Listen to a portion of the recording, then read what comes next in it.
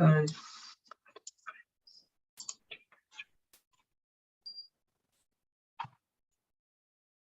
Yes, it's okay. yeah.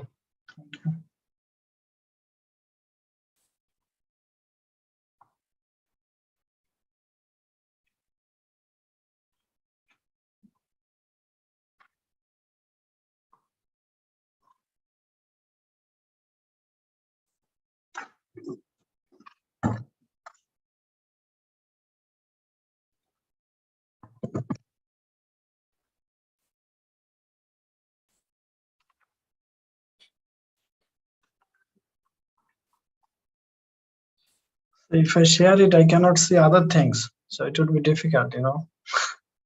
Yes. Good morning. Good morning, madam. Hi. Good morning and welcome. We are happy to have you, madam. Hey. Good morning, madam. Hear you. Can you hear me? Yeah, we are hearing you.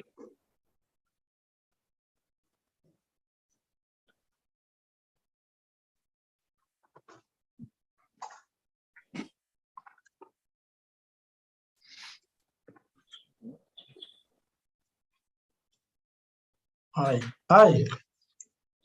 Good morning. Good Can morning. you hear us? Can you hear us? I'm not hearing you. Let me see. Maybe it's on my end, my speakers. Huh.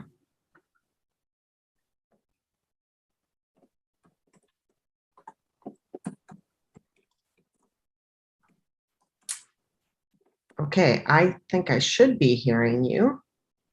Can someone speak so I can try? Yes, yes. Madam? Is it okay now? No?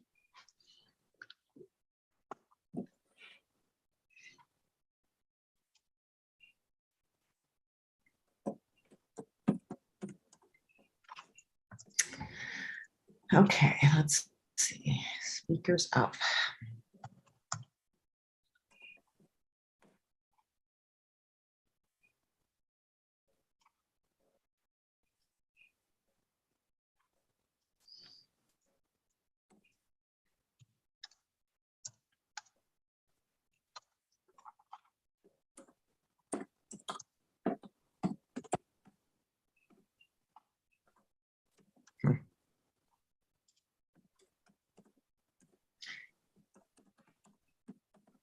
I'm going to go see if I can get some earplugs to see if that helps. Yeah, I think that would be right.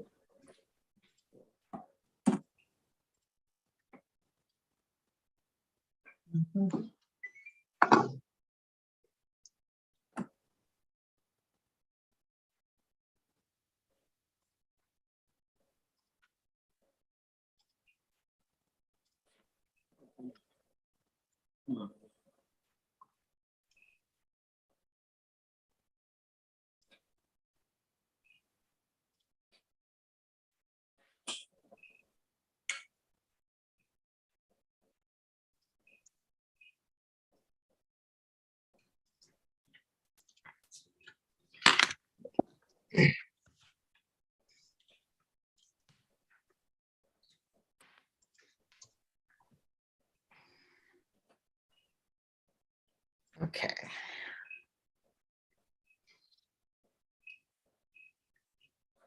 Would someone try to speak to me? Yes, Yeah. madam. Is it okay now? No, it's not working. I'm going to leave the meeting and come back in and Yeah, see if yeah. that'll work. Yes, yeah. You please try.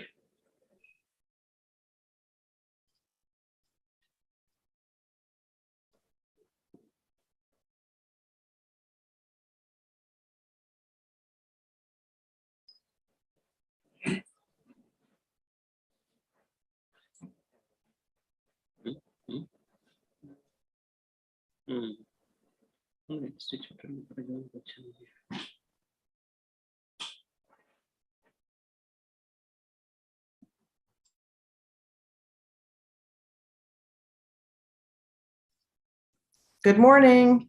Good morning. Good morning. Is it I okay still now? can't hear you. I don't know what it is. Oh, no.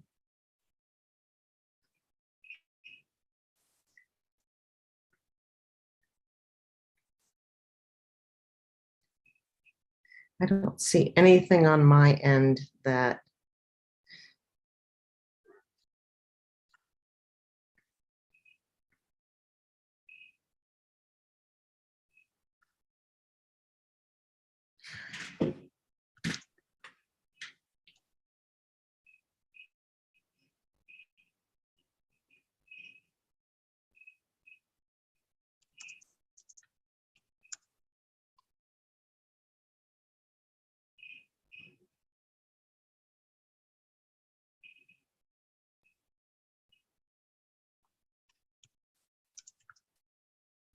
So I'm trying to join also from my phone to see if I can hear you from my phone.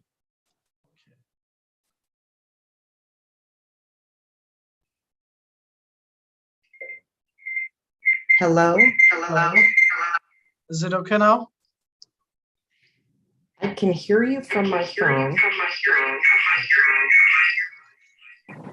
Yeah, but if you join from two different sources, then the echo problem comes, you know.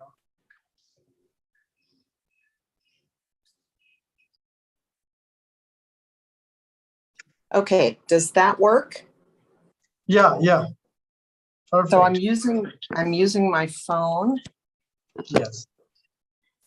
for audio. Yeah, wonderful. And I don't know what happened with the computer. That's the first time that's happened in 2 years worth of COVID Zooming. So, yeah. Yeah. Yeah, that's a very smart way. We could not think of that kind of idea, you know. Yeah. Thank goodness for multiple devices. I hope I have enough power. Yeah, so Yes, we I'm have time. You can plug into any power source also. If you wish, yeah. Yeah, I think I'm okay. I would like to see if I could get the computer to work, but I don't really understand. So I checked the speakers. The speaker system seems to be okay. Yeah.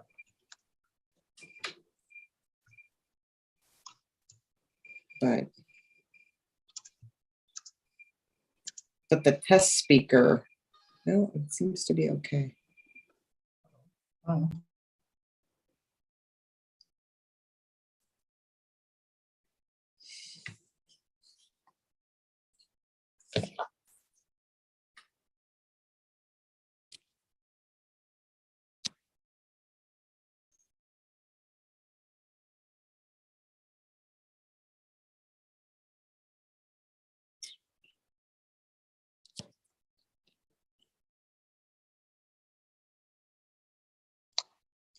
Okay, so can you check your microphone button? What is the source of audio? Carolee. Yes. Yeah, can you just click on the microphone button?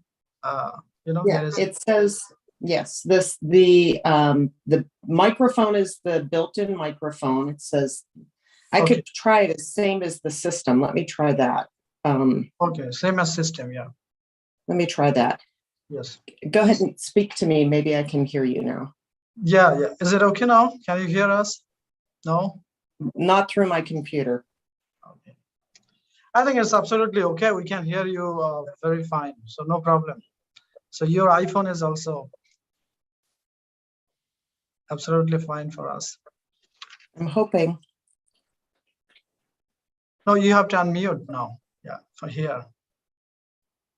Yeah. So you can hear me. Yes, yes. Okay. I think we'll stick with this. I have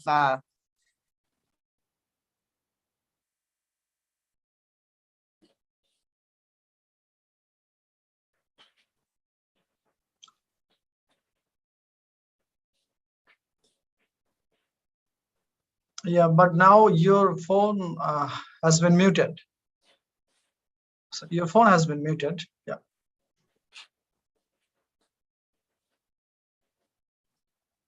okay, now you can hear me. Yeah, yeah, exactly.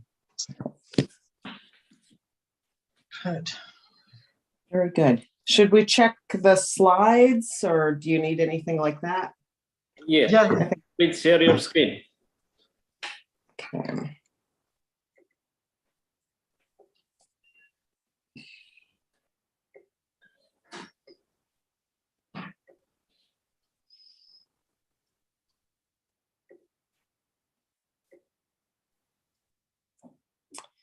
And then, Yes, perfect. Yeah, Perfect. absolutely fine. good. Good. Should I keep sharing my screen or? Yes, let it Yes. be. Okay.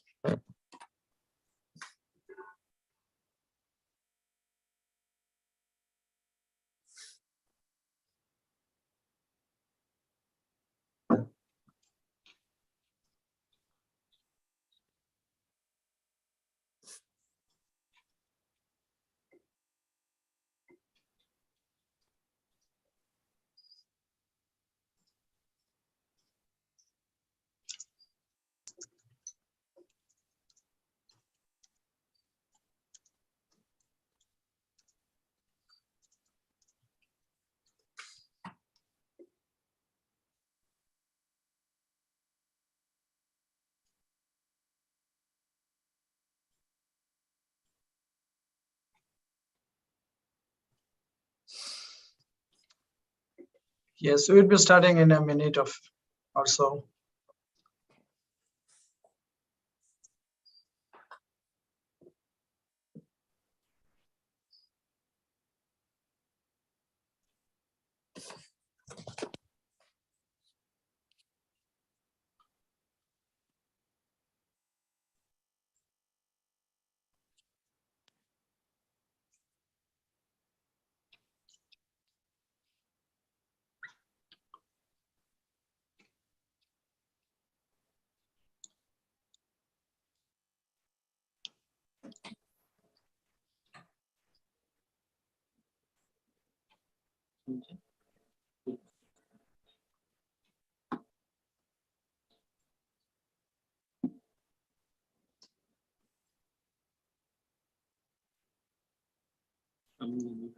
Good.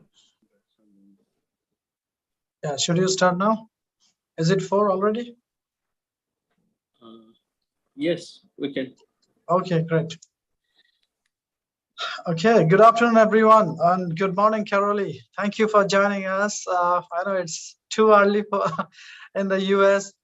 So today's speaker, Professor Carolee Bull from Pennsylvania State University, USA, all head of the divisions, scientists and personnel from National Rice Research Institute and other institutes.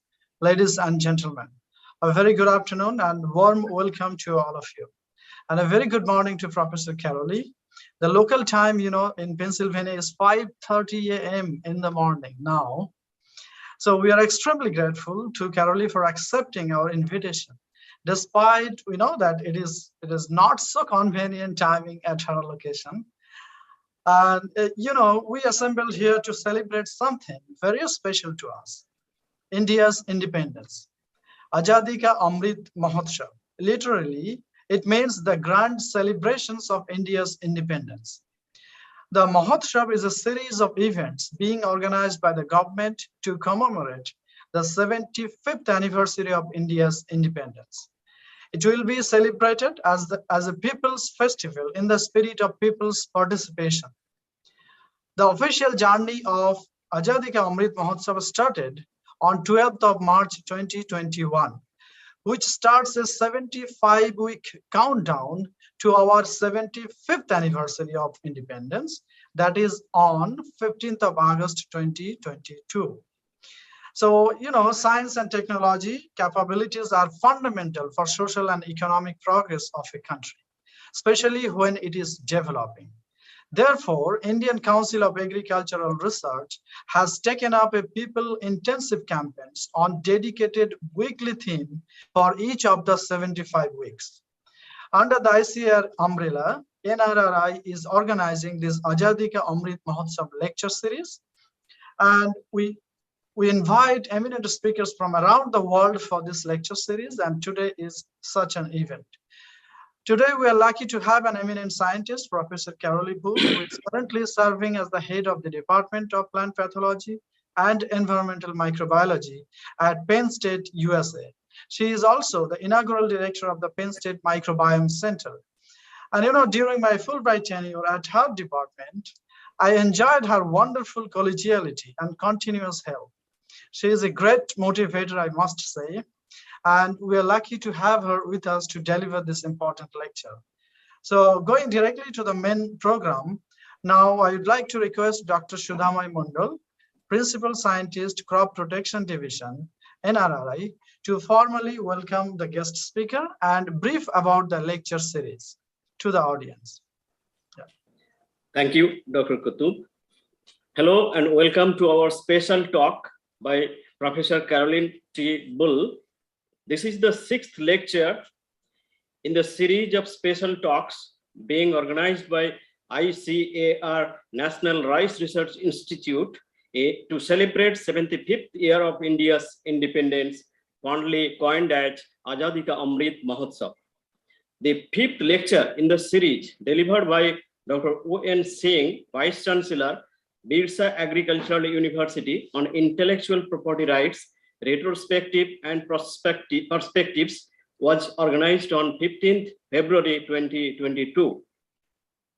Professor Detlef Weigel of Max Planck Institute for Biology, Tübingen, Germany, delivered the 4th talk on a mutation on January 28, 2022. Professor Enong Young of Pennsylvania State University, USA, delivered 3rd talk on CRISPR-Cas-enabled crop precision breeding and disease diagnostics on December 7, 2021. Professor Robert Henry of Queensland Alliance for Agriculture and Food Innovation, the University of Queensland, Australia, delivered 2nd talk on genomics of wild and domesticated rice on September 7, 2021. The very first talk was delivered by Dr. P. Chandrasekhara, Director General, Manage Hyderabad, India, on Agripreneurship-led extension on August 18, 2021. Professor Bull has kindly accepted our invitation to deliver the 6th special talk on very interesting topic, translational taxonomy from microbiomes to microbiomes on virtual mode, and a very big thank to Professor Bull. It's my pleasure to introduce Professor Bull to this august virtual audience. Dr. Bull is professor and department head of plant pathology and environmental microbiology at Penn State and the inaugural director of Penn State Microbiome Center, Pennsylvania State University, USA. Dr. Bull served 20 years as a phytobacteriologist with the USDA Agricultural Research Service prior to joining Penn State in 2015. Professor Bull's research focuses on translational taxonomy to manage bacterial diseases of plants and mushrooms. Coming to her education, she received a BS degree in botany from Ohio University, a master's from plant pathology from Washington State University, and a PhD in plant pathology from Oregon State University. Her area expertise include, among others, phytobacteriology, translational taxonomy, systematic bacteriology, biological control, and sustainable and organic agriculture. She has many other affiliations as well. A few are here. She is extraordinary professor, Department of Plant and Soil Sciences, Faculty of Natural and Agricultural Sciences, University of Pretoria, Pretoria, South Africa. She is member of International Committee on Systematics of Prokaryotes, ICSP 2005 to present. She is Secretary, Judicial Commission of ICSP from 2014 to 2020, and also member from 2014 to 2023. Convener, International Society of Plant Pathology Committee on Taxonomy of Plant Pathogenic Bacteria, 2006 to present, and also member 2000 to present. She has many awards, recognitions, and distinctions to her credit. I'm just going to mention a few of them for the August audience. She is Fellow of American Phytopathological Society, August 2020. She is the recipient of USDA Secretary's Honor Award for Outreach, Diversity, and Equal Opportunity in 2013. The USDA Secretary's Honor Award is the highest award in agriculture for service to the nation. Administrators Outreach, Diversity, and Equal Opportunity Award, USDA ARS 2012. She is also recipient of the Mentor of the Year Award, Undergraduate Research Opportunities Center at California State University, Monterey Bay in 2012. She is a recipient of Science and Technology Hall of Fame inductee, Weekly Academy in 2015. Special Service Award, USDA ARS, HCRL, Fresno, California in 1997. And she is also a Young Botanist Awardee, Botanical Society of America in 1985. This is just a glimpse of Professor Carolee Bull's illustrious career. We are indeed delighted to have Professor Carolee Bull for speaking to us on microbiome that has just begun to unravel a whole new universe of knowledge in front of us. Thank you. Okay, thank you very much, Dr. Sudhamai, for introducing our speaker and briefing about the program. It's now time to listen to Carolee. Microbes make up over 60% of the life in our planet. And we just started to describe and realize how these diverse communities or microbiome impact our lives. So without further delay, it's my pleasure to invite Professor Bull for her lecture and for her deliberation. Over to you, Carolee. Thank you so very much. I am deeply honored to be with you today and to be part of your celebration. I wish you much success so that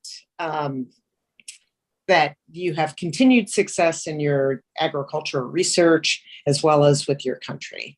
And so thank you so much for the invitation. I also want to say Happy Women's Day. Thank you for pointing that out in the chat. A great opportunity to speak with you all.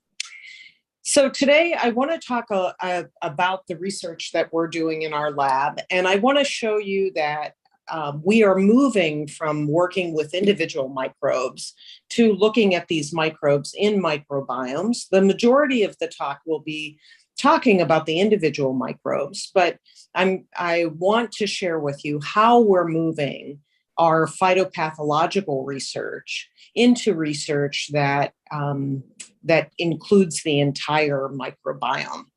And I'll say I may have to take a sip of coffee at some point during the lecture because it is so early. And my throat is not yet warmed up because I haven't been speaking yet this morning. So without further ado, I want to talk a little bit about taxonomy. And I think many of you know that taxonomy is a combination of different disciplines involving classification, identification, and nomenclature. And we use these when we are, as phytopathologists, when we are working with a new disease. And in my case, I work with bacteria, so we often start by isolating the bacteria from a given disease. And we want to know whether this is something we've seen before or it's something that we haven't seen before. So we isolate these organisms and we make some taxonomic comparisons. I think originally we would have done phylogenetic using phonetic characters or phenotypes. We identify organisms if they belong to a group that was previously named. We can identify them to those groups if we recognize them by our comparisons. If we don't recognize them in our comparisons, then we have to look at developing new taxa and characterizing those taxa so other people can recognize them. And that's when nomenclature comes into play. And I've done a lot of work with nomenclature. I think it's a interesting area to read about. And you only really need to look at the rules of nomenclature if you have identified new taxa or are trying to describe new taxa. Otherwise, you will be using identification. You'll use the methods for classification for the identification. And this is a diagram that basically shows the historical development of classification. And we use everything in this diagram now for our classification. So early, we used just phenotypes. The main phenotype that plant pathologists used was the host plant of origin, but we use many, many different kinds of phenotypes. And early classifications really relied on only phenotypes. Then we moved into using genotypes, and now this DNA hybridization was used for a long time. Through even 10 years ago, it was relied on for classification. We've moved away from that and have begun to use DNA sequences for creating phylogenies and understanding evolution of our organisms. And now we're moving further along, and this really has to do with what is happening with these organisms in the context of other organisms. So we're looking at how organisms function in an environment. In other words, do the sequence differences that we see in a group of organisms actually make a functional difference in the environment? And so our species concepts for bacteria have changed, and also what kinds of things we're looking for have changed. So we've gone from essentially from phenotypes to microbiomes is the way I look at this. Okay. Translational taxonomy is a term that we use in my department and in other places to really describe the kind of taxonomy we do that is then translated into management of disease. So kind of like translational medicine is medical research that is done that can be taken to the clinics to help people with their diseases. Translational taxonomy is the same, as really understanding which groups of organisms are causing disease or are impacting plant health, and then using the knowledge of which organisms are there to then use the disease triangle. So we start with the pathogen and who's there to really determine then what kinds of management strategies will make the most sense. So I'm going to talk about 3 different systems during this talk in order to describe how we use pathogen, the populations of the pathogens and our understandings of them to strategize different host or environmental type controls. The first disease I want to talk about today is bacterial blight of crucifers, which in this case is caused by a fluorescent pseudomonad, shown here, fluorescing in the bottom. And this particular crop is broccoli rabe or rapini. It's a food that's eaten by many Americans, but also a lot of Italians eat this as well. And it's a broccoli that has an indeterminate head. So you actually eat the leaves and the little broccoli head. And so a blighting on the leaves devastates the crop, and the crop is then no longer sellable for commercial use. And you can see this field photograph has lots and lots of blight in it. This particular field was actually tilled in and not harvested. So as I said before, originally you would look at different phenotypes to describe the pathogen causing this disease. It was found that it was caused by a Pseudomonas syringae-like organism because of these low-pat reactions. These are very classical reactions that we use to describe fluorescent pseudomonads. And the classical crucifer pathogen is Pseudomonas. It was Pseudomonas maculicula, described in 1911 by Lucia McCulloch. And I just point out that during the early 1900s, there were many, many women scientists working in bacteriology who described different organisms, and in fact were first authors or sole authors on those publications all those years ago. Things changed, and if you ever want to read history of women in plant pathology, there's this excellent book, again, to celebrate Women's Day, International Women's Day. But anyway, the crucifer pathogen, Pseudomonas syringae pathovar maculacola, it later became Pseudomonas syringae pathovar maculacola, was first named Pseudomonas maculacola because we had the habit of identifying new pathogens by the host on which they were isolated. And so every new pathogen that came from a new disease on a new host was given a new name. Currently, we're working on crucifer diseases and also on diseases of beet and chard. But we've worked on all of these different pathogens. So originally, these organisms were named as different species, but I think many people know about the pathovar system of nomenclature, whereby these organisms were moved into Pseudomonas syringae because they were similar because of those low pat reactions I just described. And they were difficult to distinguish phenotypically. And in fact, they could only be distinguished by the diseases that they cause. Now, the pathovar system is under question again, because we think there are some limitations to using this system. But luckily, we have the genetic tools now to kind of distinguish things as well. So anyway, this crucifer pathogen, we originally thought it might be Pseudomonas maculacola, but I worked with a very astute extension educator, scientist from UC Davis, and that's Steve Kowalki. He now works for TriCal in California. And he actually noticed the difference between Pseudomonas syringae pathovar maculacola and this organism causing this disease on broccoli rabe. And what he would say is that, well, the way it feels when I pull my loop across the plate or try to restreak it to another plate, it feels different than Pseudomonas syringae pathovar maculacola. And so I've mentioned this because the students and postdocs who are working or faculty who are working in the labs and actually are feeling the differences in our organisms, we should take them seriously, right?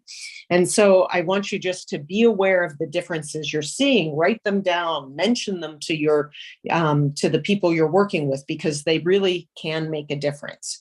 So Steve noticed these differences, and in fact, we went ahead and looked to see if there were host range differences, or there are other differences in other kinds of phenotypes. Another thing that was interesting is we realized that they were producing carnitine, and Steve was a little bit confused that he thought, well, if they're producing carnitine, maybe they're Pseudomonas carnifaciens or Pseudomonas syringae carnifaciens.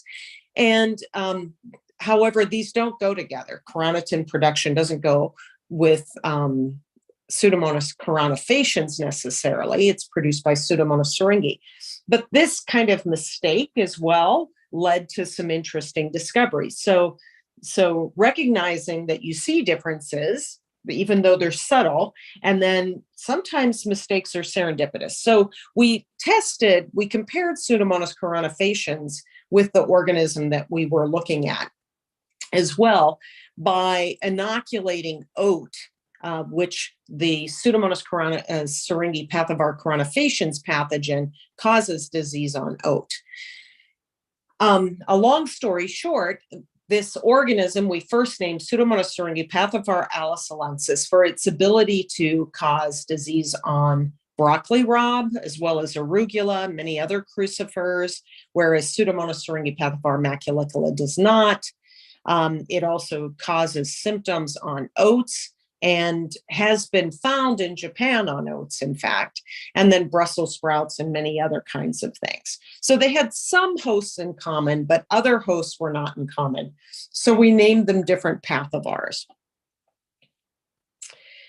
We used a multi-locus sequence analysis approach to looking at the genetics and the relationships between these organisms. And I think you may all know that a multi-locus sequence analysis, you take independent genes, you amplify those, and using Sanger sequencing, you can sequence those genes.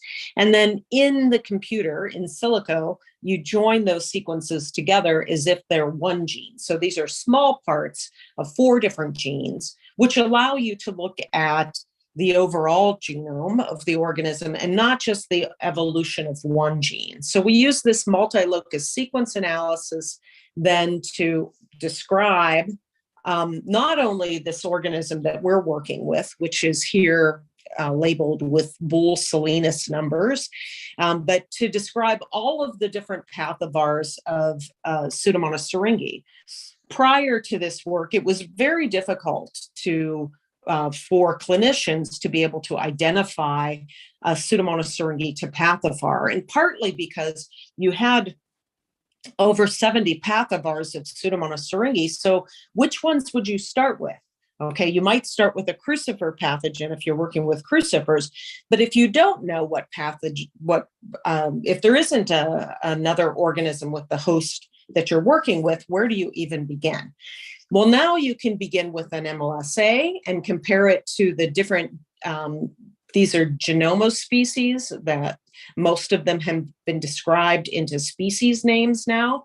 And so now you can identify fairly easily organisms to Pseudomonas amygdalae, for example, or Pseudomonas coronifaciens. This group has not officially been named Pseudomonas tomato yet. I anticipate it will someday. But this is a very easy way to, if you find a fluorescent pseudomonad, do the low-pat reactions, then you can place it in one of these species fairly readily. And then you can focus on the pathivars within that species to compare your organism to. Okay, so currently these are some of the species that are identified for Pseudomonas that were formally considered Pseudomonas syringae when all of the pathivars were put together in this group. We're slowly pulling them apart into different species. For the organism that we were working with, this organism from broccoli robber rapini, in fact, we found that it belonged to Pseudomonas cannabina. So if I just go back, this is Genomos species 9. Sometimes it's also called phylogroup 2, and it belongs to this species. And we then had to compare the pathotype or the type strain of Pseudomonas cannabina, which is a pathogen of Cannabis sativa. And this is the pathotype or the type strain of that species. We compared the host range of that to the host range of the organism we were working with from Crucifers. And you can see that there's the Pseudomonas cannabina causes disease on cannabis, where Pseudomonas cannabina pathivar salensis does not. So we named a new pathivar. What was important about this work, though, is it was twofold important. One is that this was the first time that in probably 70 or 80 years that organisms were being isolated from cruciferous crops and were no longer considered to be Pseudomonas maculicola. And then it was also demonstrated that the Pseudomonas cannabina pathivar salensis has a much broader host range. Well, that has many different kinds of implications for crop rotation. So for Pseudomonas maculicola, Pseudomonas syringae pathivar maculicola, rotating out of crucifers would make sense as a crop host range consideration and crop rotation. Whereas Pseudomonas cannabina pathivar salensis is also a pathogen of oats. Excuse me. So oats are a common cover crop, and that has implications for continuing a disease cycle rather than having a break in plants. I want to talk just a little bit about the production cycle for this particular crop in the Salinas Valley in California, where I used to work. You could have 2 or 3 crops a year in the same field, and often the growers who were producing this crop would do that because the land in California was so expensive. The broccoli rabe fields are very densely packed. So here's an environmental issue, right? The plants are packed close together so that they can produce all of these wonderful leaves. And once the pathogen is present, and it is a seed-borne pathogen, it causes blighting. There's bacteria on the leaves, in the leaves. If the crop is tilled under to rather than harvested, or harvested, but still the pathogen is tilled in, slowly the bacteria are released from these leaves into the soil. And over time, the pathogen numbers will decrease in the soil, and also the rate of disease in replant plots will decrease over time, right? So the bacteria become exposed to the soil and they begin to disappear. But it's a slow process because the debris harbor the bacteria for a while. So this is just the symptoms in a replant field. Okay, one of the things we realized is that survival of this pathogen is actually dependent on there being other living organisms in the soil. So this is a study we did where we took the pathogen and put it in natural soil from the field, and you can see the populations in log colony forming units on Petri dishes would decline over time, okay? And by 2 or 3 weeks, we couldn't find the bacteria, in fact, in our soil samples. But if we autoclaved the soil and removed other living organisms from the soil, the pathogen actually survives a really long time. So this began a series of thought exercises about what could be causing this decline, and also this concept that these foliar pathogens don't usually come in contact with the soil. They're not known to survive in the soil. And so it may be that there are predators that they are susceptible to. So we just recently published in fact, it just came out. This is a first look about a paper looking at the different predators in the soil that actually could be responsible for this. And we decided to write this review article prior to beginning the experiments. And I don't know about you, but sometimes I don't feel like I have enough time to read. And so by writing this review article, it really forced us all to take a look at the organisms, but also how can we study them in situ? So we want to be able to study them in the context of the microbiome, so that when these organisms from Crucifers, the Pseudomonas cannabina, pathovar alicelensis, goes into the soil, we then want to be able to see what the predators are doing, which predator populations are increasing, how quickly they correspond to the decrease in our pathogen. And so these are the different predators that we looked at in particular in this review article. So bacteriophages, there are several different types of bacteria, including famously Delovibrio or Lysobacter or Myxobacteria. We've been working with Myxobacteria for quite a while. There are bacteria eating protists as well as bacteria eating nematodes. And so actually our next work is really to do these experiments to see which of these organisms in a context of a microbiome are actually degrading these foliar pathogens. And I'm very curious to know whether many foliar pathogens have the same kinds of survival pattern.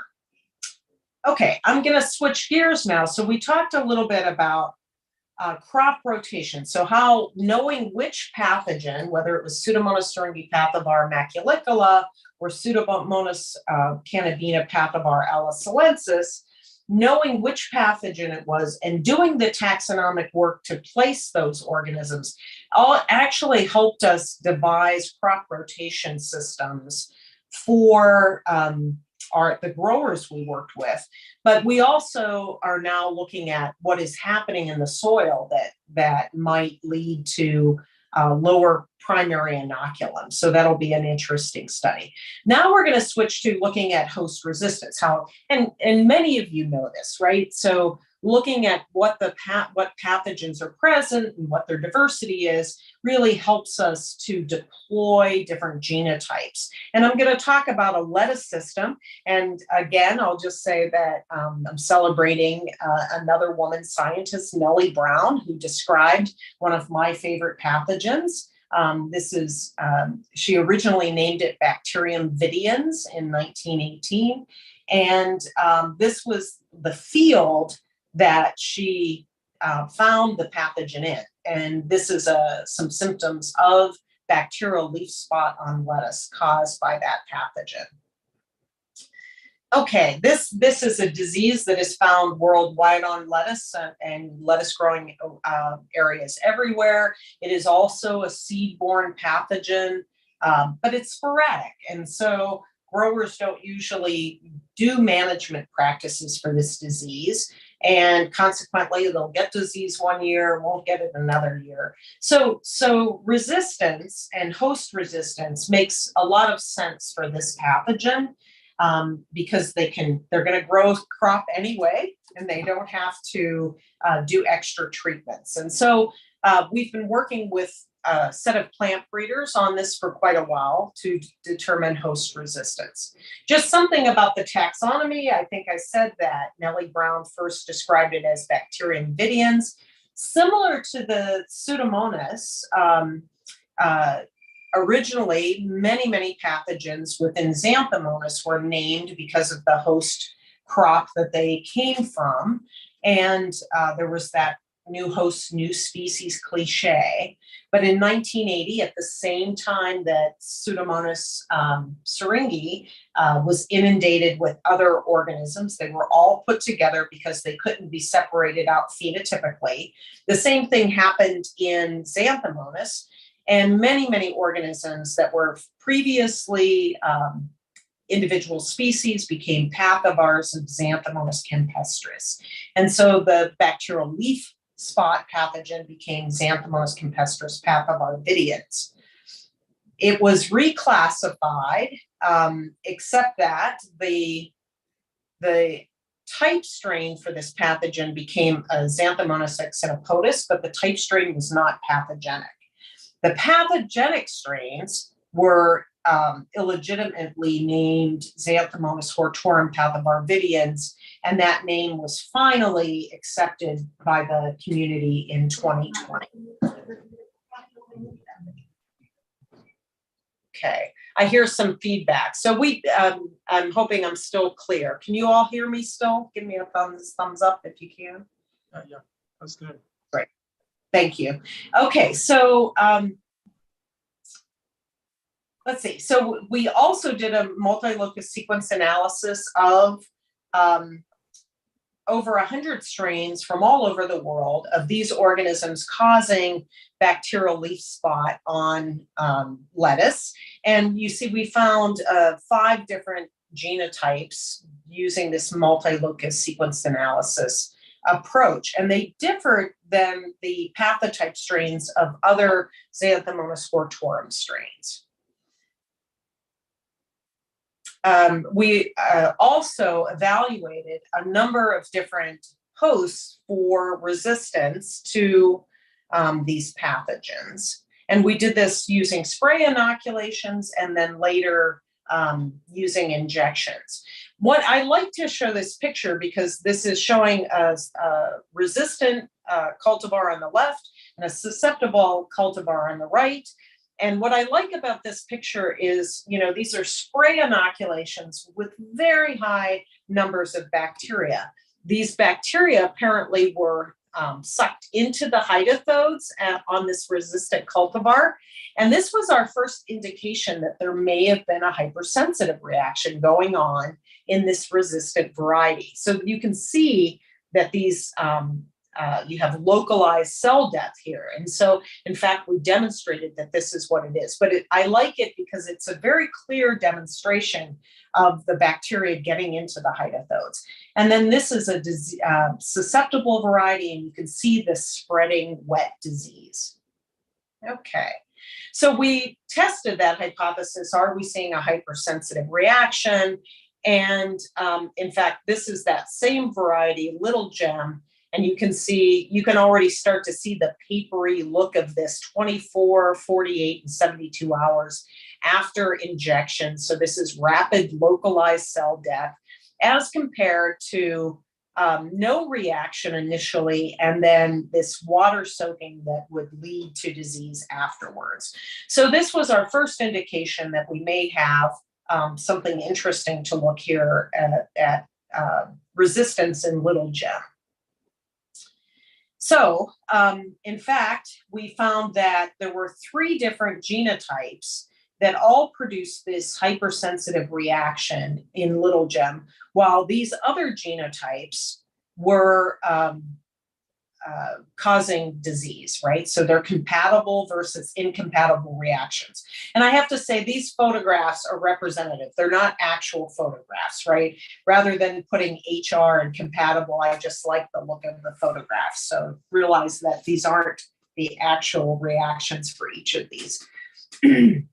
So this was interesting, but we realized that whereas we had resistance for several of these genotypes, there were 2 genotypes, this group C and group A, that we didn't have resistance for. So we did huge screenings of germplasm. In fact, I think the first screening, it took us 600 accessions to be able to find a hypersensitive reaction in a group of PI lines, or plant introduction lines, and then about the same number to find a similar resistance reaction for group C. So now we have, we had this this set of different differentials that induced the hypersensitive reaction when inoculated with these various groups of organisms.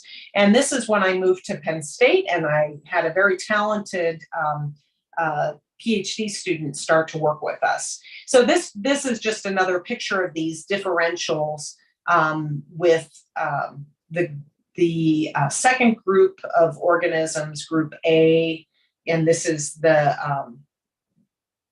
similar to little gem and its resistance. So we began to call these different reactions different races, because you have different genotypes of the plant that are resistant to certain genotypes of the pathogens. So group A is race 2. We define this as race 1, E, D, and B, and then race 3 is group C.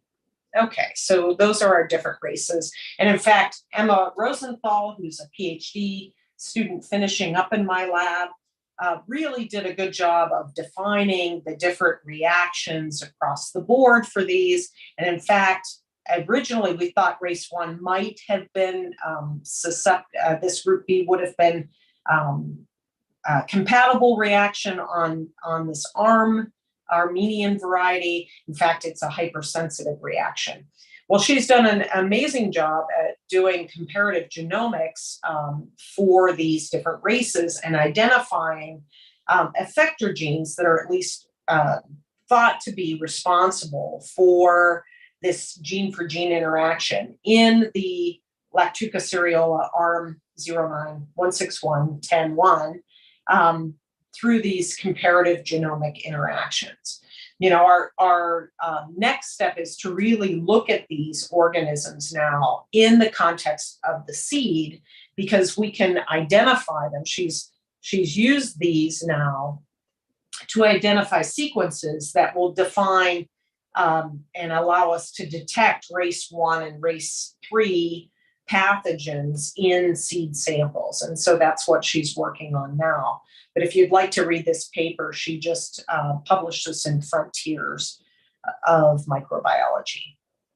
Okay, so we talked now about host resistance. So we have to know the structure of the population and understand which effectors may be responsible for resistance or susceptibility in different hosts.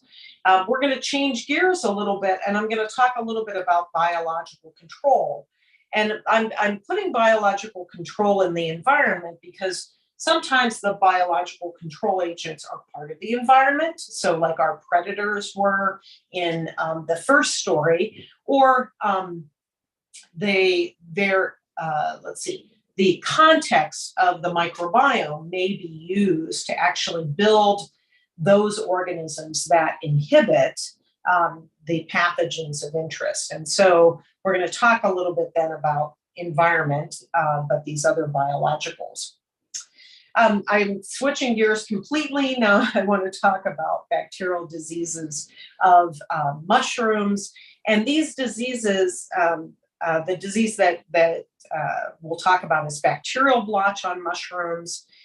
We just published another review article. This is a strategy I use often for developing research projects, is to first write a review article and then think about where are the major gaps and begin to work in that in those gaps. So I'm circling my colleague Kevin Hockett because he and I have been working together on a lot of these projects. And so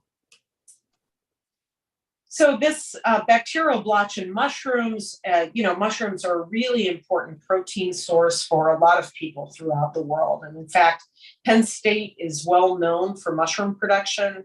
And many people come to us to help develop production systems in different places. But this bacterial blotch is a problem all over the world. And it's caused by a number of different pathogens. Mainly Pseudomonas has been described as the causal agents, although recently with some colleagues from Iran, we've described a number of other pathogens causing blotch on mushrooms. So it's not one organism with several different genotypes or races. Now we've got different species completely causing the disease. Okay, so we did a study where this is where we're located in, if you think of the East Coast of the United States, Washington, D.C. is here. We're located here in Pennsylvania. We did isolations of blotch from mushrooms. We looked for fluorescent pathogens. We compared these pathogens using rep-PCR, which is a fingerprinting technique that is very rapid, so you can see different genotypes very quickly, and then tested representatives from these genotypes for pathogenicity, and then again went to a MultiLocus sequence analysis approach. We could have done whole genome sequences. For us, it was cheaper and easier to do the MultiLocus sequence analysis. Prior to this work, though, I worked with a group of people to sequence all of the genomes of Pseudomonas. So we could have compared genomes, but what was important about this whole genome sequencing approach is that it's good for not only isolated organisms. I'm going to show you in a little bit that it's very good for microbiome analysis if you're looking at Pseudomonas. And so, as you've heard, I like to work with Pseudomonas quite a bit. In this work, we sequenced 166 type strains, but we also realized that there were, in the genomes that were available in the databases, there were at least 189 authentic genetic species that were unnamed. So we can use these over 300 genomes now to really look at what organisms are present, not only in as individual blotch isolates, but we can also look at what organisms are present on a mushroom in general, right? So Dr. Samuel Martins, who is now at the University of Florida, compared these, I know you can't read these, but if you look at these red ones, here, and there's a few somewhere in here, I think, as well. Anyway, if you look at the red isolates, these are the pathogens compared to all of these either named strains in blue or genetic species in red. Black. And so this is maybe a closer diagram for you. And so we really see 10 different species, many of them unnamed, that cause bacterial diseases on mushrooms or bacterial blotch. So people have tried to isolate bacteriophage as a biocontrol agent for bacterial blotch. And in fact, it's been effective when you have one pathogen and you have the phage that attacks that pathogen. It is very, very effective. And so in this case, previously, people had isolated bacteriophage to Pseudomonas thalassei, which is the classic Pseudomonas causing blotch. But it hasn't ever been picked up commercially, and primarily because if you control Pseudomonas thalassei, you're not controlling all of these other pathogens. And so we started working with some other postdocs to develop a cocktail of different bacteriophage that then would be able to attack all the different genotypes of the blotch pathogens. And in this way, we hope to have complete coverage based on understanding which pathogens are causing the disease. And so the postdoc that was working on that was Dr. Monem Ibrahim, who is an Egyptian scientist that worked with us for a while. And then we also had a woman who is now a graduate student in my lab working on bacteriocins. And so working with Kevin Hockett, we're coming up with a different set of combinations of bacteriophage and bacteriocins that we hope will control these diseases. And again, based on understanding of which organisms are there. So this is a microbiome analysis that Samuel Martins did in our lab. And this tree that you see here is comparing the microbiomes of healthy mushrooms, so asymptomatic mushrooms from symptomatic mushrooms.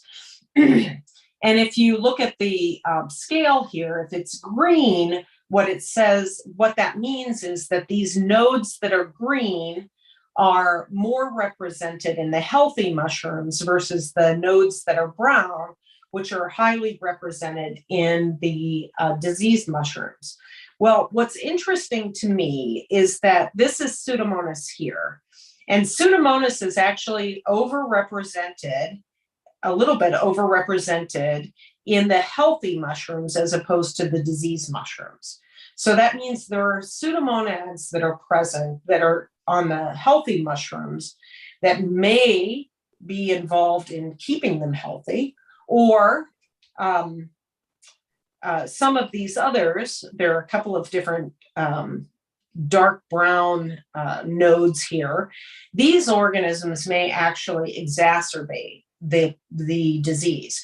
So the microbiome analysis is allowing us to now target different groups of organisms. We may want to look at other Pseudomonads as biological controls for this, or we may want to look at some of these organisms that are overrepresented in the diseased mushrooms. We may want to look at those as things that may potentially enhance disease. And so that's one way we're using the microbiome and our taxonomy again.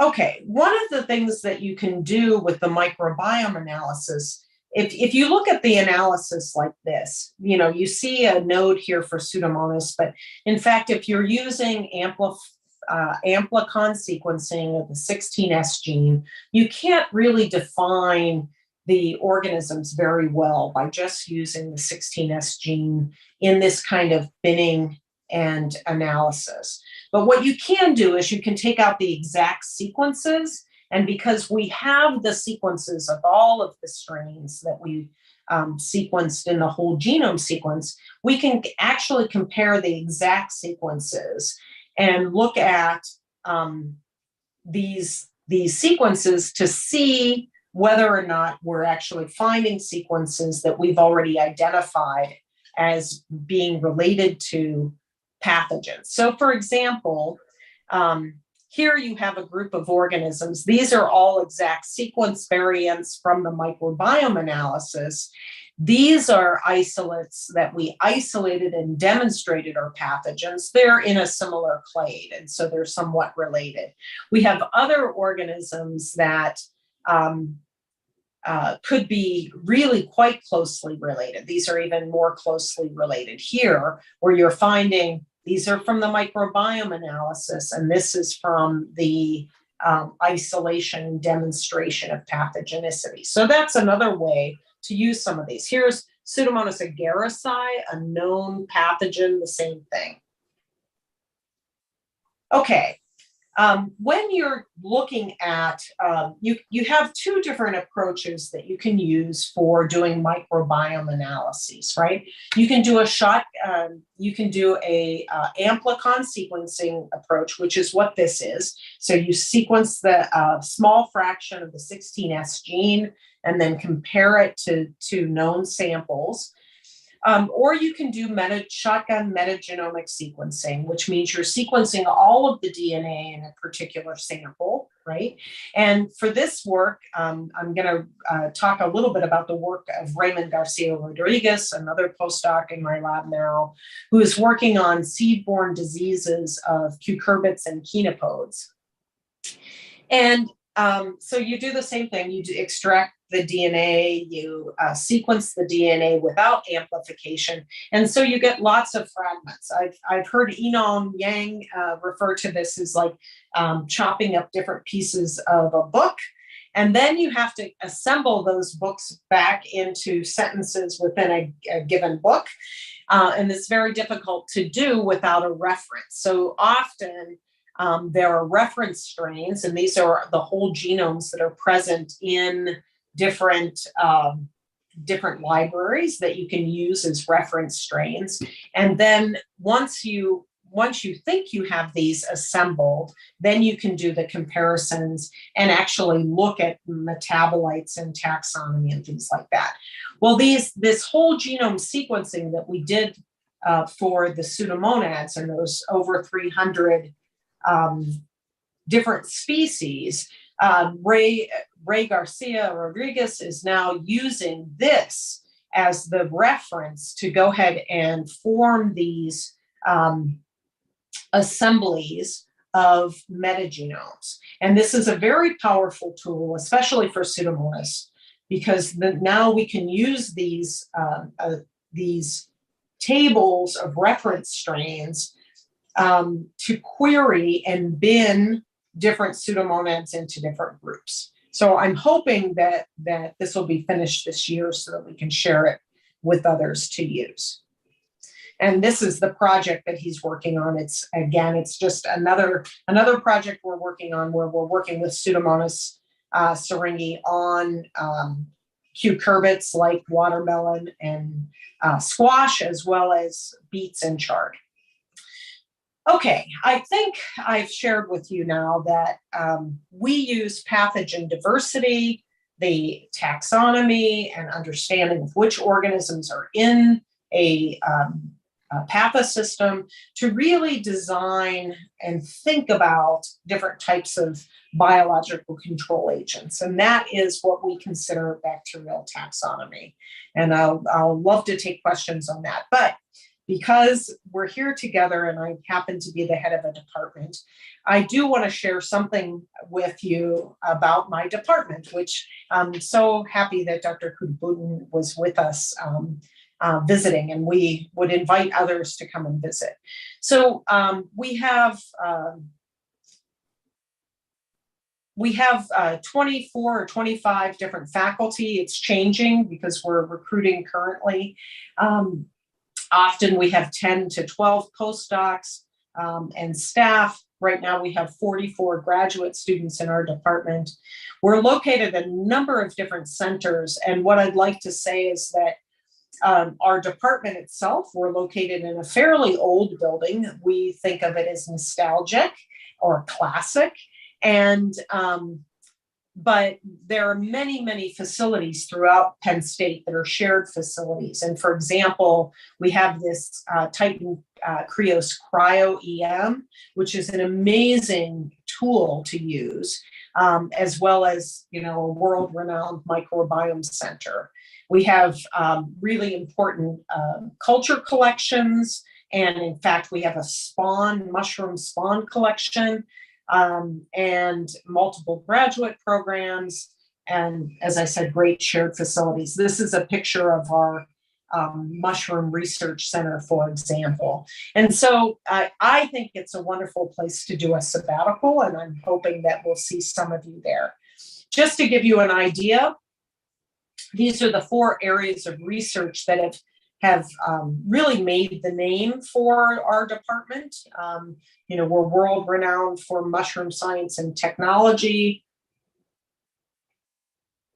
You've seen some of the work that Yinong and Yang has done with plant microbe interaction and some of these other areas. Well, these are our aspirational areas. So we have strong work in phytobiomes, translational taxonomy. We're building our epidemiology program, and many of our faculty are working experts in biocontrol. So I hope that at least some of you will come and visit us at Penn State, and I think Dr. Kubudin would be able to share with you his experience. So thank you again for allowing me to speak with you today. I truly feel honored by the invitation. Okay. Oh, thank you very much, Carolee. So it was wonderful to listen to you about your center, about your research and the microbiome that you shared with us. The story of microbiome, some communities helping and some communities is causing disease. Okay, so I am sure that the audiences have a lot of questions to ask to you and interact further. So it is my request to raise your hand, or otherwise you could write your any queries if you want to discuss with Carolee. You can write in the chat box so I can read it out for you.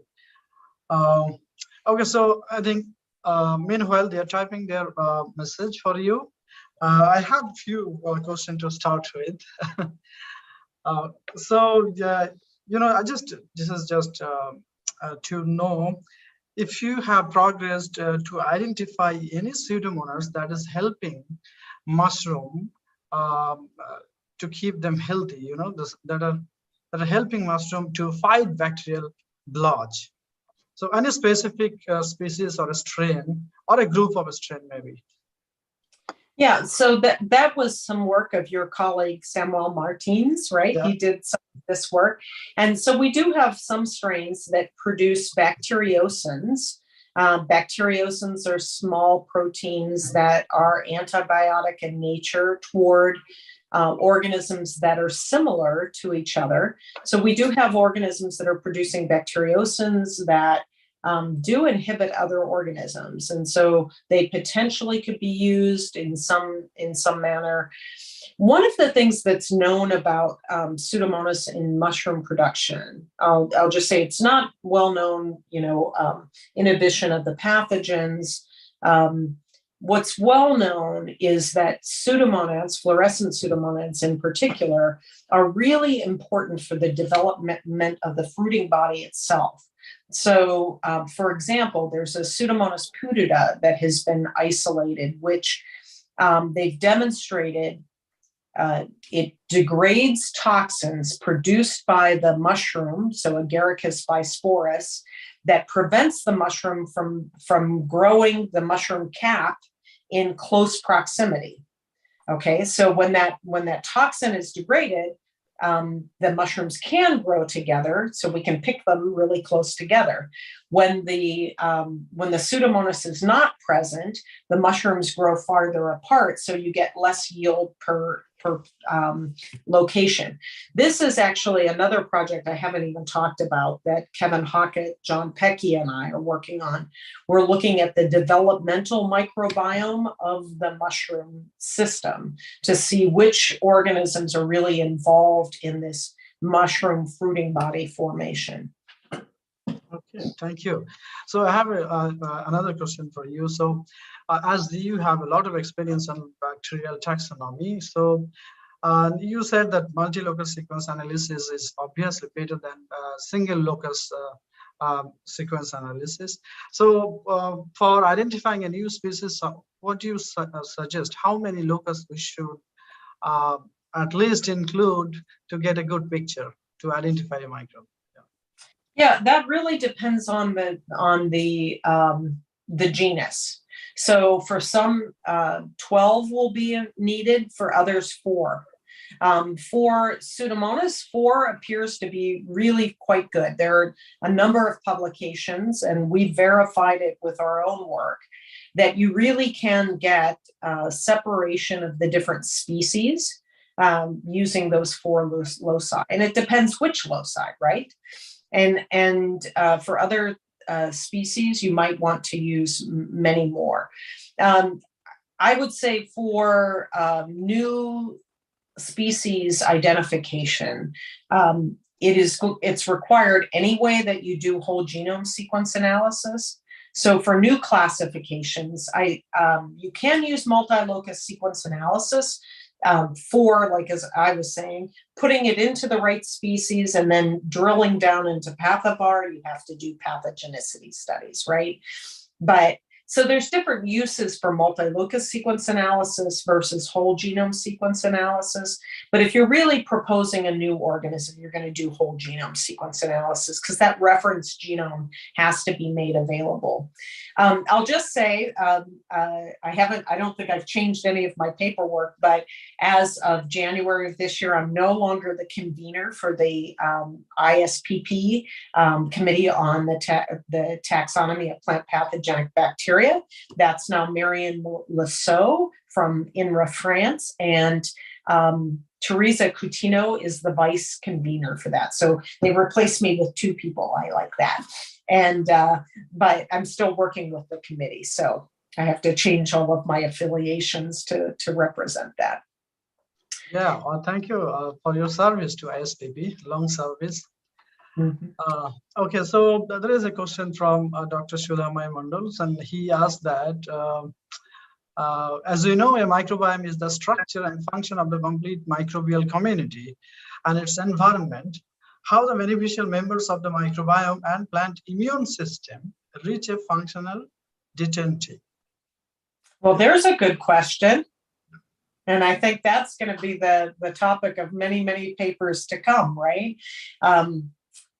You know, the place where I think about the phytobiome and host immunity or functional detente, if you will, I love that term.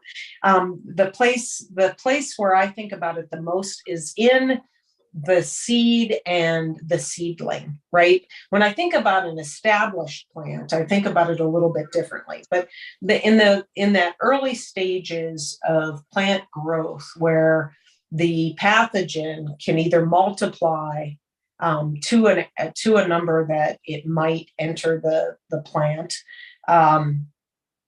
or not.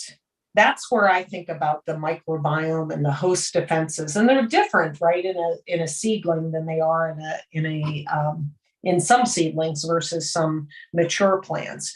So I think about, especially in the kinds of vegetable systems that I've traditionally worked in, I think about that as being a key place to study that. And I agree. That's that whole microbiome, and look at plant defense and look at numbers of pathogens, increasing numbers of pathogens or decreasing numbers of pathogens is going to be a critical thing. I don't think that's been done well yet, but I'm sure it's just around the corner. And if you know of a paper that does that well, I'd be very interested in reading it. Yeah, okay, thank you. Professor Berg, I don't know if you've read the work of Professor Berg in Austria, but she's the one who's come closest, I think, to putting those together. Okay. Good. So, so if anyone has any other questions, so please raise your hand or type in the chat box. And so I have another little silly question. So in one of your slides, you showed, one PCR technique for bacterial blotch of mushrooms, and you said that it is a rapid method. What is that PCR? Which I could not just get. So was it rep PCR? Oh, rep PCR. Okay. Yeah. So rep PCR stands for repetitive extragenic palindromic sequence. So basically, those are sequences that are outside of genes, so they're not inside of a gene, and they're repetitive and they're present in every bacterium.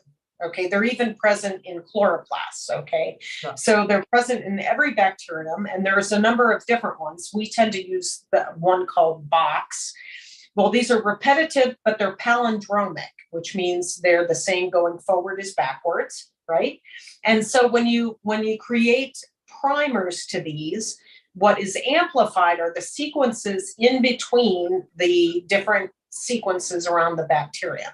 And so you get a measurement essentially of where these sequences are in the genome by the fragment pattern that you get. And it's a way of fingerprinting the genome. And the idea is if there's a deletion or if there's an insertion, it changes that fragment pattern because you get one fragment that's longer or shorter. And you can look at those bacteria with more similar fragment patterns. They are more similar because they're extragenic palindromic sequences are in the same places around the genome. It's a really handy tool, and we use it a lot when we have thousands of strains that we don't want to send out for sequencing. We compare them. We can compare, I think, 30 on a gel, and those that are similar, we assume are fairly similar. So we take a couple of representatives for pathogenicity testing and for sequencing. Yeah, it is kind of help you to get an idea, overall idea. So to select some representative sample for further analysis. Yeah, thank you. Yeah. And I'll read more about it. So I have a question, if I can ask a question. I'm curious, among the people that are on the meeting, how many consider themselves phytobacteriologists? Could you raise your hand if you consider yourself a phytobacteriologist? I'm just curious because India has a long history of excellent phytobacteriology. And in fact, some of the most important taxonomists of the last century were from India. I don't see a single phytobacteriologist there. Oh, okay. So can you please raise your hand who are working with phytobacteria and can identify yourself as a phytobacteriologist? Okay, so I see there is one hand. And then Arjun saying you are also working on phytobacteria probably. They might be sleeping. No. They are not sleeping. They are attentive. Oh, right. Yeah, that's right. It's not 5 a.m. there. Okay, great. Currently dealing with. Yeah, so your voice is breaking, Arjun. Yeah, actually not on phytobacteria, but currently on rhizomicrobiomes of variety. Okay, oh, that's great. Yeah. Okay, good. Thank you for joining. So now, we have another question from Murali Gopal, Dr. Murali Gopal, and he said, "Thank you for your excellent talk, Dr. Bull.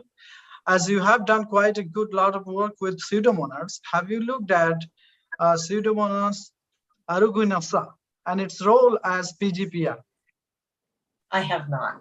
No. And it is known to be a human pathogen also. So have you worked on that? This is his question. Yeah. Yeah, no, I did work with a lot of Pseudomonas and biocontrol agents. I worked with Pseudomonas protogens, and I as a master's student, I worked on rhizosphere biocontrol agents, particularly in the take-all of wheat, suppressive soil system. But recently I haven't worked on it at all. Yeah. We do have a number of people in our department working on the soil microbiomes and rhizosphere microbiomes. In particular, Terry Bell. So if you're interested in having a talk during this series on really the advances of microbiomes and how people are doing Koch's postulates with microbiomes or looking at how to manipulate microbiomes, then Terry would be an excellent speaker as well. Thank you. So there is another question for you, Carolee, in the chat box. What is the difference between microbiomes in both natural and managed environments? Well, there's another good question. You all have excellent questions, right? We actually had a symposium 2 years ago on wild and tamed microbiomes. And, you know, as you might imagine, in some cases, there's more diversity in a wild microbiome than there might be in a natural microbiome, but it really depends, right? Like the rhizosphere of the plant is really important and in changing the microbiome of a given soil. And so it can be that planting the same plant will have similar effects. And so I don't know that we can say across the board that there are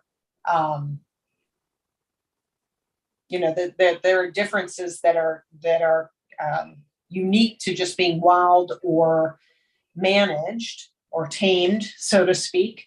They really depend on what is being grown there and how they're what is there. Yeah. Okay, so there is another question from Arjun saying, can synthetic community be utilized as a next generation biofertilizer? Certainly, I think there are people who want to do that. And, not only as a biofertilizer, but as ways to combat drought. And so there are many, many people who have found organisms. And I think it's very, very useful work that they've done where they've looked at drought conditions and they have looked at the plants that are thriving in drought conditions, isolated organisms from those rhizospheres, and have found organisms that really work with the plant to protect it from drought. So I think, next gen biofertilizers, I think, as was indicated earlier, stimulating the plant immune system. They're going to be in inhibiting drought. I think many, many different kinds of uses. Okay, thank you. And I think for me, the big question is, how do we, one, manipulate the microbiomes so that the organisms we want to be there in higher number or lower number or whatever. So it's the manipulation of the microbiome. It's the establishment of these organisms we're introducing. This is a problem that has been around since I was a master's student. I think that was what my master's thesis was about establishing organisms in the rhizosphere, right? And so I'm hoping that the work that is being done on managing and manipulating microbiomes will be the key to kind of unlocking the utilization of these. Correct. Thank you. Thank you, Arjun, Dr. Guru Prasanna, and Murali Gopal, and also Sudhamaya for your active interaction with our speaker today. Also, I get another question. No, that's okay. So, yes, now it's time to close the discussion session. And if you have any question in future, I guess Carolee would love to answer those questions if you email her. So yeah, I can provide you those. And then now it's time to go for the presidential address by Dr. P.C. Roth, who is the head of the crop protection division of our institute and also the chairman of the lecture series committee. So what to you, sir? Thank you, Dr. Kutu. Good morning, Professor Carolee Bull, and a good afternoon to our friends in India. Honorable Professor Carolee, and the heads of division of our institute, the dignitaries of all the ICAR Institute, scientists of SAU and our institute. First of all, I thank to Professor Carolee T. Bull for this wonderful special talk on translational taxonomy from microbes to microbiomes. This today is the International Women's Day, so we are very happy that today's speaker is also a woman, and really we are proud of it. As we know, microbes is defined as the totality of microbes. There are genetic information and the milieu in which they interact. Leave. Please. Microbes typically consist of environmental or biological niche containing complex communities of microbes. Studying microbes, microbiomes provides an understanding of relationships and functions and their impacts on the larger system. Microbes make up over 60% of the life on our planet, and we are just now beginning to describe how these diverse communities impact our lives. There are approximately 10 to the power 30 microbial cells on Earth. The average quantity of DNA in each of the cells is about 10 million base pairs. To date, the total global environmental DNA sequencing efforts has produced about 1% of the total DNA found in a liter of seawater or a gram of soil. Hence, we have vastly undersampled the complexity and diversity of microbial life on Earth. Recent advances in high throughput sequencing technology have provided an unprecedented opportunity to explore the microbial universe. Our growing awareness of the microbial world's importance and diversity consists starkly with our limited understanding of its fundamental structure. Despite recent advances in DNA sequencing, a lack of standardized protocols and common analytical frameworks impedes comparisons among studies, hindering the development of global inferences about microbial life on Earth. The Earth Microbiome Project, EMP, is a systematic attempt to characterize global microbial taxonomic and functional diversity for the benefit of the planet and humankind. The vision is to construct the microbial map for planet Earth. EMP has done a meta-analysis of microbial community samples collected by the hundreds of researchers. Similarly, Human Microbiome Project, HMP, by the National Institute of Health, USA, aims to characterize the compositional range of the normal microbiome of healthy individuals, with the goal of understanding the roles that these symbiotes play and their impacts on the human health. The human microbiota consists of the 10 to 100 trillion symbiotic microbial cells harbored by each person, primarily bacteria in the gut. The human microbiome consists of the genes these cells harbor. We humans are mostly microbes, over 100 trillion of them. Microbes outnumber our human cells 10 to 1 ratio. The majority live in our gut, particularly in the large intestine. The microbiome is the genetic material of all the microbes, particularly bacteria, fungi, protozoa, and viruses that live on and inside the human body.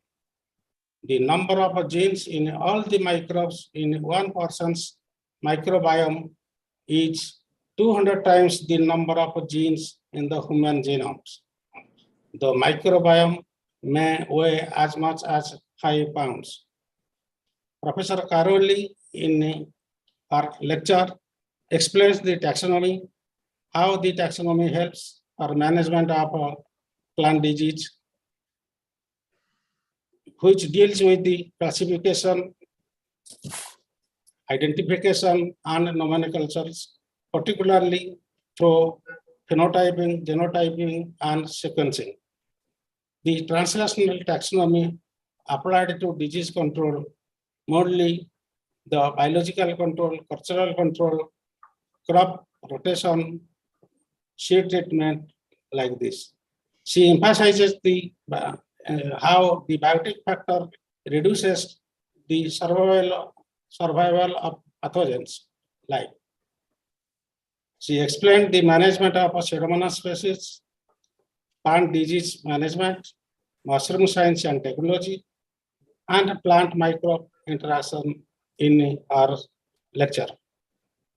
So microbiome research is just opening up a whole new world.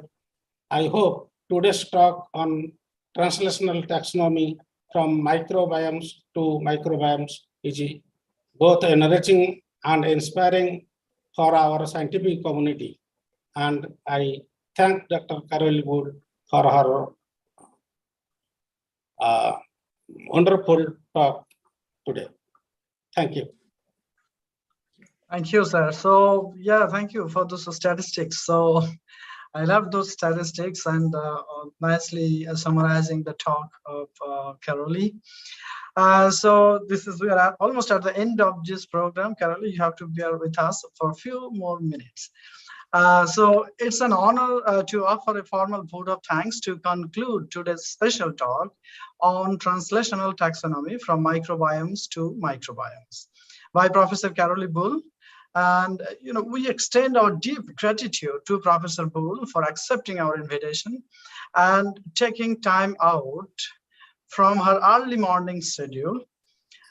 This is wonderful that Carolee started her talk at 5:30 a.m. in the morning. And can you imagine? This happens only when someone is so passionate about doing and discussing science. And I do not have right words to express our thanks to you, Carolee. There is a great, and this is to all of you, there is a great coincidence happened today that was not intentional. We know today we are celebrating the International Women's Day to commemorate the cultural, political, and socio-economic achievements of women. Through this lecture, we also celebrate Carolee's outstanding achievements in science and women leadership in STEM. So really, we are proud of you, and we wish you go ahead and you inspire all other women in science and whole scientist fraternity. Thank you very much. And I take this opportunity to express our sincere gratitude to our director, Dr. Padmini Shwai, for her constant support and guidance to make this program a success. And Carolee might be wondering why she is not here.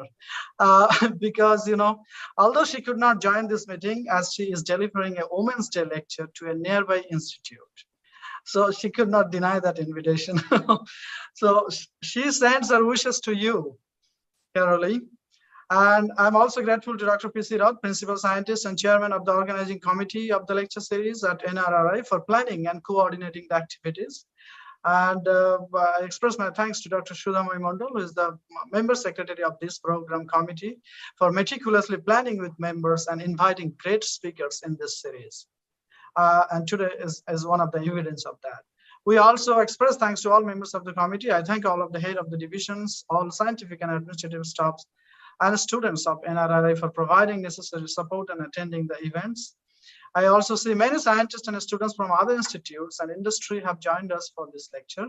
Thank you all for making the event successful.